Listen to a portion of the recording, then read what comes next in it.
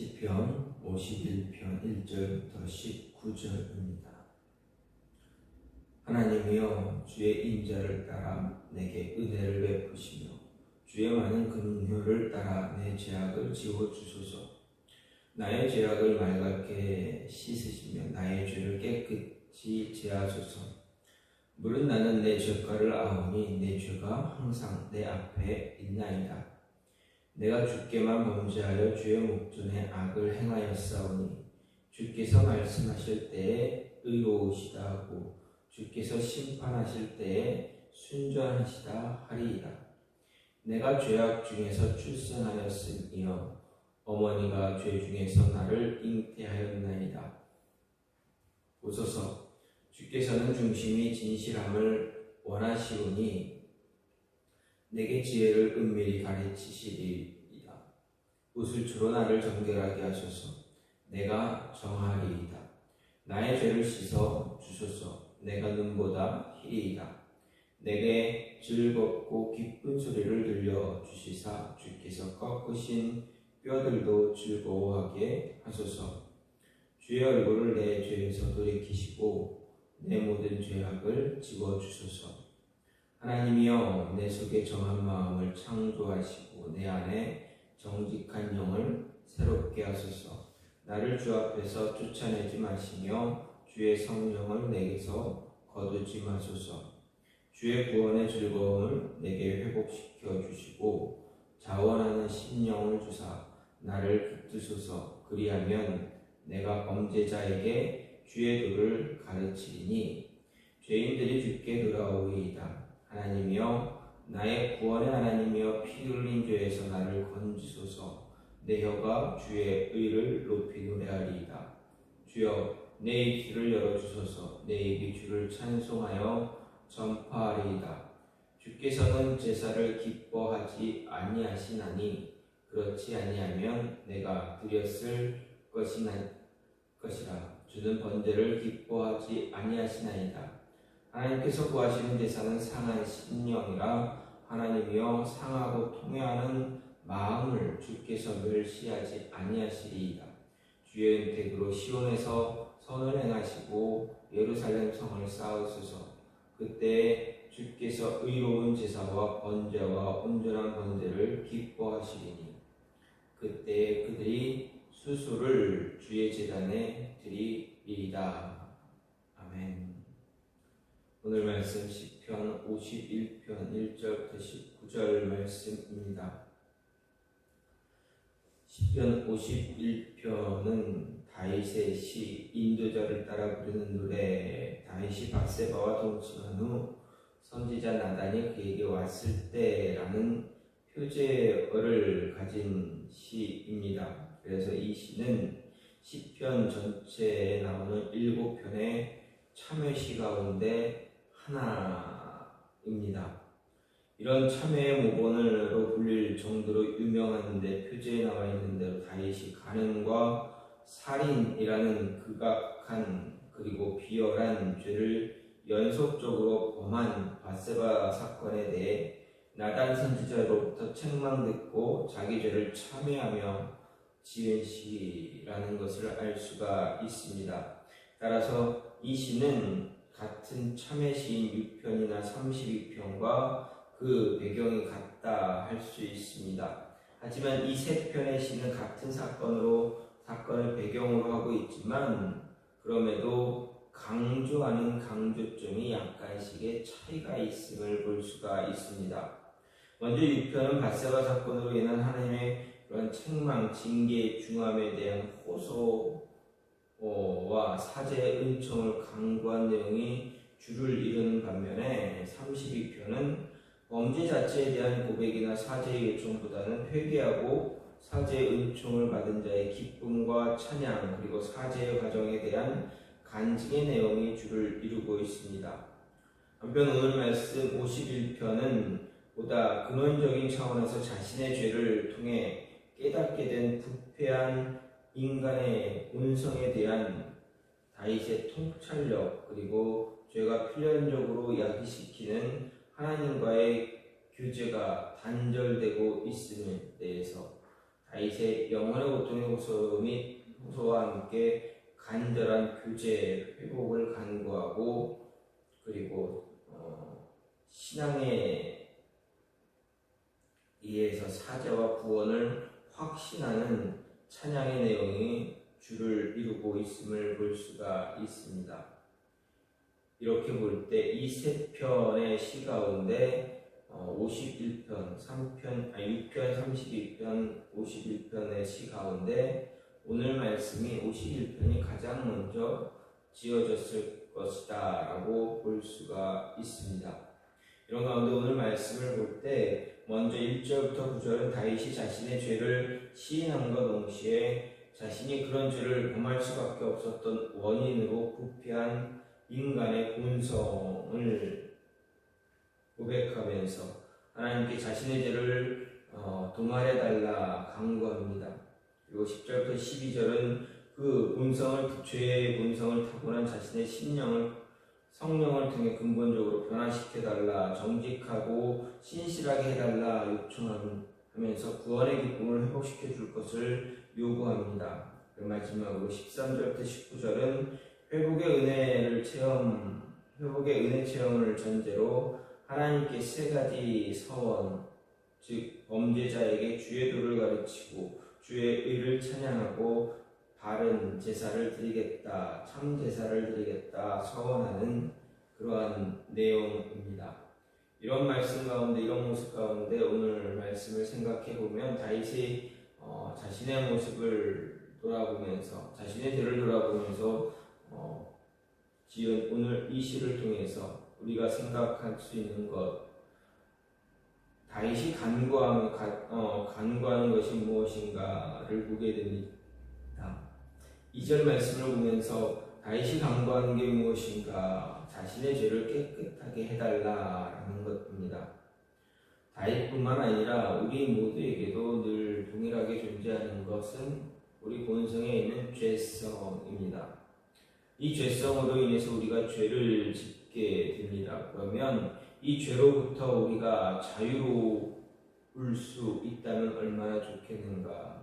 그러면 어떻게 하면 죄로부터 자유할 수 있는가라는 것을 생각해 보게 됩니다. 다윗의 오늘 고백을 통해서, 시를 통해서 그것을 생각할 때 먼저 자신을 알게 되면 죄로부터 자유로울 수 있다라는 것입니다. 다른 말로 하면 내 죄를 알 때 죄를 깨끗하게 제할 수 있다라는 것입니다. 3절 말씀을 보면 무릇 나는 내 죄과를 아오니 내 죄가 항상 내 앞에 있나이다 라고 고백합니다. 자신의 죄를 알아야 인정할 수 있는 용기를 지닐 수 있다라는 것입니다. 다윗의 이 고백은 자신의 죄를 모두 인정한다라는 것을 볼 수가 있습니다. 실제로 다윗은 선지자 나단이 자신의 죄를 지적했을 때 내가 여호와께 범죄했다라고 솔직하게 인정합니다. 또 다윗은 자신의 죄를 인정할 뿐만 아니라 자신의 죄에 대해서 구체적으로 고백을 하고 있습니다. 그리고 이렇게 자신의 죄에 대해 인정하고 고백할 때 하나님은 그의 죄를 용서해 주심을 볼 수가 있습니다. 그렇습니다. 하나님은 자신의 죄를 인정하고 고백하는 자의 죄를 용서해 주시는 분이다라는 것 우리는 알게 됩니다. 성경은 만일 우리가 우리 죄를 자백하면 저는 미쁘시고 의로우사 우리 죄를 사하시며 모든 무리에서 우리를 깨끗게 하실 것이다 라고 했습니다. 따라서 우리가 죄를 지었을 때 무엇보다 자신의 죄를 인정하고 고백해야 합니다. 여기서 이 사실을 강조하는 것, 죄를 인정하고 고백해야 한다라는 것을 우리가 모르기 때문이 아닙니다. 성도라면 죄를 지었을 때 죄를 인정하고 고백해야 한다는 것을 다 알고 있습니다. 하지만 실제로 죄를 인정하고 고백하는 것 결코 쉬운 일이 아닙니다. 사람은 죄를 지으면 죄에 대해 핑계를 대거나 죄를 은폐하려는 그러한 모습, 그런 습관이 있습니다. 이것은 아담과 하와가 죄를 지은 이후에 하나님의 낯설기에서 동산나무들 사이에 숨고 자신의 죄에 대해서 핑계를 댄 사실을 통해서 잘 알 수가 있습니다. 사람들이 이렇게 죄에 대해 핑계를 대거나 죄를 은폐하려고 하는 것, 죄가 수치스러운 것일 뿐만 아니라 그 죄로 인한 처벌이 두렵기 때문에 그렇습니다. 따라서 죄를 인정하고 고백하기 위해서 용기가 필요합니다. 다윗에게 이런 용기가 없었다면 결코 하나님 마음에 드는 자가 될 수가 없었을 것입니다. 따라서 죄에서 자유롭기를 원한다면 자신의 죄에 대해 빠르게 인정할 줄 아는 그러한 용기를 가지고 있어야 합니다. 또 한 가지는 중심이 진실할 때 죄에서 자유로울 수 있다는 것입니다. 6절 말씀을 보면 보소서 주께서는 중심이 진실하심을 원하시오니 내게 지혜를 은밀히 가르치시리이다 라고 다윗이 고백합니다. 여기 보면 다윗은 하나님께서 중심의 진실함을 원한다 라고 고백합니다. 즉 다윗이 중요하다고 판단을 한 것은 바로 하나님이 원하시는 것이었습니다. 그러면 하나님이 원하시는 것이 무엇입니까? 바로 중심의 진실함입니다. 마음의 중심이 진실한 것입니다. 하나님은 형식을 원하는 분이 아닙니다. 물론 형식이 필요 없는 것은 아닙니다. 형식도 분명 필요합니다. 내용물을 담기 위해서는 그릇이라는 형식이 반드시 필요합니다. 사람에게는 영혼만이 아니라 그 영혼을 담는 육신도 필요한 것처럼 내용과 형식은 함께 있어야 완전합니다. 하지만 그릇과 내용물에서 더 중요한 것 바로 내용물입니다. 그릇은 조금 하찮아도 내용물이 훌륭하다면 인정받게 됩니다. 하지만 그릇은 훌륭한데 내용물이 형편없으면 도리어 비난만 받게 됩니다. 특별히 하나님은 형식이 아니라 중심의 진실함을 원하시는 분입니다. 사무엘이 사울 왕에게 실망하고 하나님도 그를 버렸을 때 하나님이 이새의 아들에게 가서 기름을 부어 왕을 삼으라 한 말이 있습니다. 사무엘이 이새의 아들들에게 기름을 붓기 위해서 그 아들을 살펴볼 때 준수한 용모를 가진 다윗의 형들이 있었지만 하나님은 단 한 사람도 그들에게 기름 부으라 하지 않으셨습니다. 최종적으로 막내 다윗이 왔을 때 비로소 하나님은 그에게 기름을 부으라 명령하셨습니다. 그리고 말씀하시기를 사람은 외모를 보거니와 나 여호와는 중심을 보느니라 말씀하셨습니다. 그렇습니다. 하나님은 중심을 보시는 분입니다. 따라서 단지 말로 죄를 고백하고 회개한다고만 할 것이 아니라 진심으로 죄에 대해서 슬퍼하고 그 죄에서 돌이키는 그런 모습이 필요하다는 것입니다.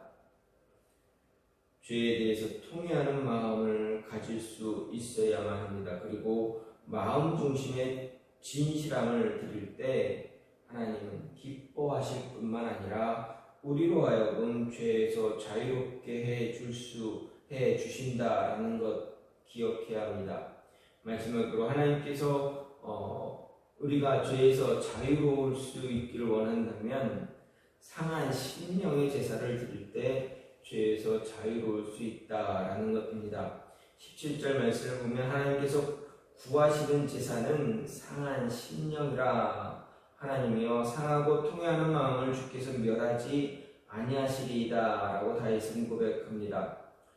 이 말씀 16절 17절에서 다윗은 주는 제사를 기뻐하지 아니하시나니 그렇지 않으면 내가 드렸을 것이라 주는 번제를 기뻐하지 아니하시나이다. 하나님께서는 구하시는 제사는 상한 심령이라 하나님이여 상하고 통회하는 마음을 주께서 멸시하지 아니하시리이다 라고 다윗이 고백합니다. 여기서 보듯이 다윗은 하나님께서는 제사 자체를 기뻐하는 분이 아니다 라고 말합니다. 만약 그랬다면 자신이 제사를 드렸을 것이다 말합니다. 이어서 하나님이 구하는 제사가 어떤 것인가를 고백하는데 바로 상한 심령, 곧 상하고 통회하는 마음이다 라는 것입니다.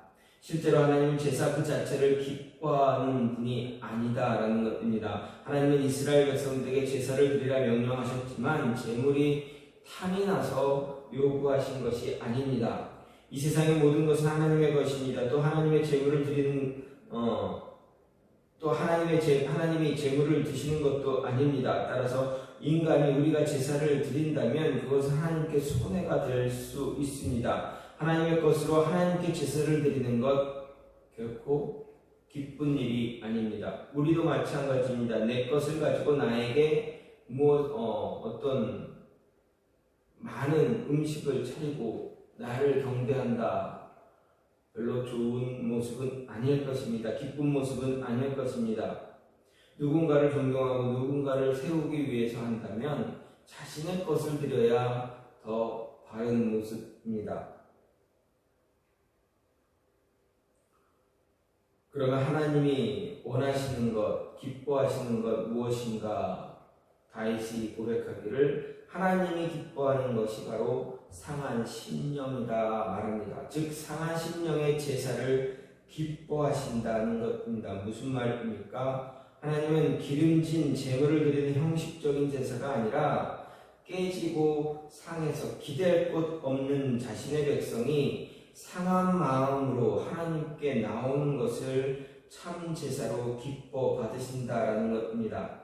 하나님은 죄인들을 사랑하시기에 그들이 하나라도 망하지 않고 다 구원에 이르기를 원하십니다. 그런 상한 심령의 제사를 기뻐하신다는 것입니다. 따라서 우리는 죄를 지었을 때 상한 마음을 가지고 하나님께 나아가야만 합니다. 다른 말로 하면 무엇입니까? 어떻게 이야기할 수 있습니까? 있는 모습 그대로 하나님께 나아갈 때 하나님이 더 기뻐하신다라는 것입니다. 죄를 지었습니다.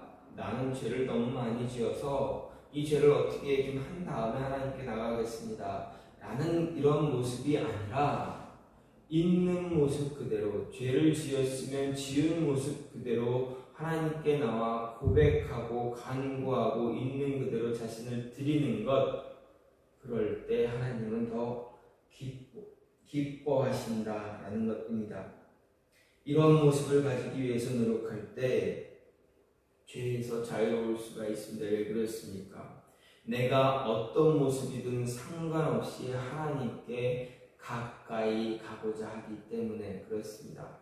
사단이 우리로 하여금 하나님과 단절되게 하는 방법, 그것은 죄를 지었을 때 우리가 그 죄 때문에 하나님께 나아가지 못하게 하는 모습을 갖게 합니다.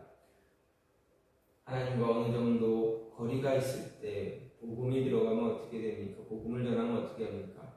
나는 아직 죄가 많아서 이 죄를 내 잘못 때문인 것을 좀 어떻게 한 다음에 하나님께 나가야지. 이런 이야기를 참 많이 합니다. 많이 듣게 됩니다. 이런 모습입니다. 내 스스로를 죄 때문에 하나님과 조금 멀어지는 관계를 계속 만들어가는 그 모습을 갖고 있다면 하나님과 가까이 할 수 없다라는 것입니다. 상한 심령은 있는 모습 그대로 하나님께 나아가는 것입니다. 무엇으로도 어떤 죄로도 죄를 지었지만 인정하고 하나님께 그대로 나아갈 때 죄에서 자유로울 수 있다. 죄를 다시 범하지 않기 위해서 하나님과 더 가까운 관계를 유지하게 된다라는 것입니다. 이 모습이 우리의 삶에 늘 채워져 있다면 하나님과 더 가까운 교제를 가질 수 있는 모습을 지니게 된다라는 것입니다. 이 모습을 하나님은 더 기뻐하시고 기쁘게 받으신다라는 이야기입니다. 따라서 우리는 상한 심령의 제사를 드릴 수 있는 모습 그대로 하나님께 나아갈 수 있는 모습을 갖추어야 한다는 것 잊지 마시기 바랍니다. 오늘 말씀 다윗은 자신의 죄에 대해서 죄로 인해서 하나님과 멀어질 수밖에 없었던 모습이 있었지만 바른 제사를 드림으로 인해서 어떻게 하면 하나님과 더 가까워질 수 있는가? 어떻게 하면 죄로부터 자유로울 수 있을까 고백합니다. 뭐라 고백합니까? 상한 심령의 제사를 드릴 때 죄에서 자유로울 수 있다 말합니다. 그리고 중심이 진실할 때 죄에서 자유로울 수 있다 말합니다. 또 자신의 죄를 알고 고백할 때, 깨끗이 죄를 고백할 때 죄로부터 자유로울 수 있다 이야기합니다. 이 모습이 저와 여러분에게도 늘 동일하게 있기를 간절히 소망합니다. 이 시간 같이 기도하기 원하는 그 하나님, 죄로부터 자유로울 수 있는 자 되게 해달라고, 죄를